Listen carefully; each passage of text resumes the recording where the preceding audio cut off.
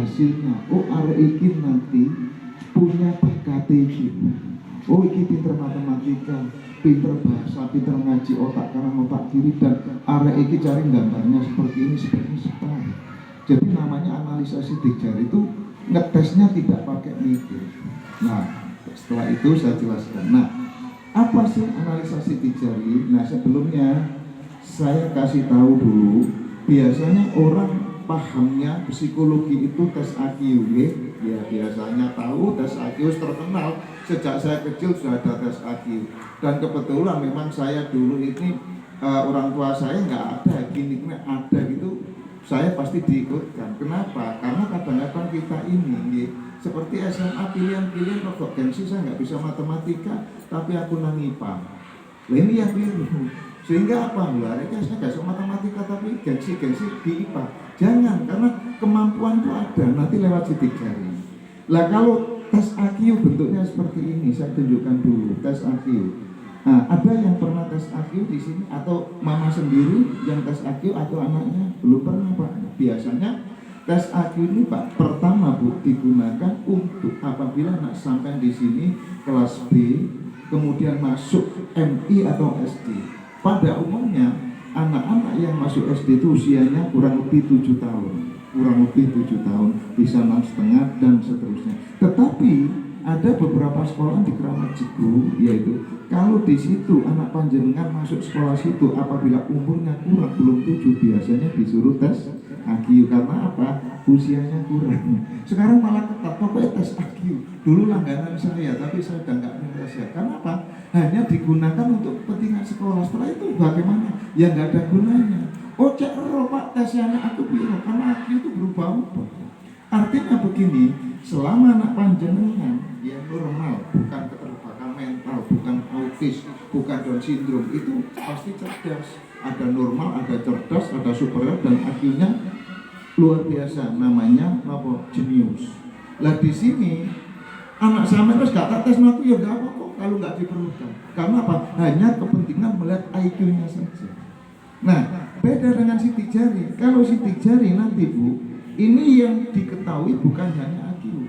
Ini mulai dari bakat otak kiri, otak kanan, terus kemudian sensoriknya, otaknya itu bagaimana nanti kelihatan. Nah, nanti di sidik jarinya seperti ini. Oke? Jadi tidak harus memakai suruh gambar, enggak. Cukup jarinya ditempelkan 10 jari. Sehingga apa? Pada saat nanti ditempelkan 2 minggu berikutnya jadi bukunya. Contoh, ya. Setiap anak ya, kadang-kadang Pak anakku bayi sampai gore ini Bu, pokoknya umurnya 1 tahun tak sidik jari, pasti nanti ketahuan. Gitu, ketahuan apanya? Pertama ada namanya ketahuan gaya belajar Bu. Ya, jadi gaya belajar begini. Jadi nanti kelihatan nilai-nilai ini.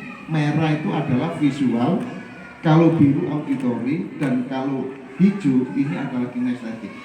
Nah anak sampai nanti hasilnya merah seperti ini, berarti anak sampai gaya belajar pakai visual. Biasanya anak ini kalau belajar seneng ngoco, seneng nulis, seneng gambar, seneng warna, seneng orek-orek kertas, seneng orek-orek tembok, nedulinan HP betah.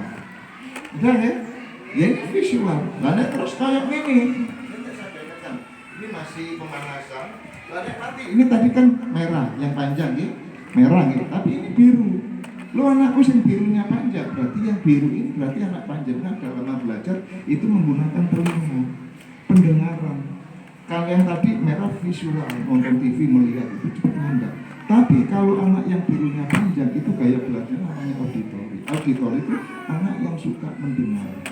Jadi dia suka mendengar, seneng dongeng, seneng cerita, seneng hafalan. Apa begini? Nek takok saoyot-oyote, omongnya akeh. Itu nantang auditori, jadi kan harus paham. Terus ketiga apa? Oh hijau, berarti hijaunya panjang. Anak ini gaya belajar lewat tingkah laku, super aktif. Berarti hari ini kenapa? Gak isok menang tingkah metek, bapak ngomong paku nenek lumbu. Koyo indah sinelu.